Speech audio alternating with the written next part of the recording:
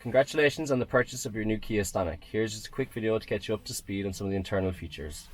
So on the right hand side here we have our mirror functions. We have our left and our right mirror button here, and then we just use the arrow to direct the mirrors.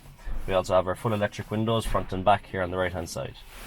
Going to the steering wheel, then we have our leather wrapped multifunctioning steering wheel. On the right hand side we have our cruise control button, and we just press this, and then when we're at the speed we want to set it at, we just flick down on this switch and it'll set to that speed.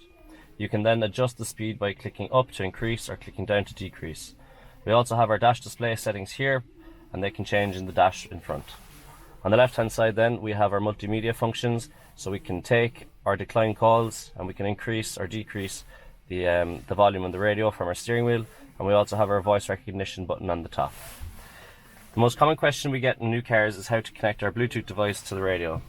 To do this, you just click phone here on the bottom of the screen, then you will click OK, and then on our phone you will see KIA comes up at the bottom of the device, and you'll just click pair and then allow your contacts to sync, and then your phone will be connected up for the hands-free options. Then coming below we have our air conditioning, so our button here is to turn it on. Here's our heat, the power, and then the direction of the air that we want to blow. Coming down to the bottom here we have our USB charging point, and we also have a 12-volt charging point. We have our button here for our parking sensors, which we can turn off, and then we have our 6-speed gearbox and our standard handbrake.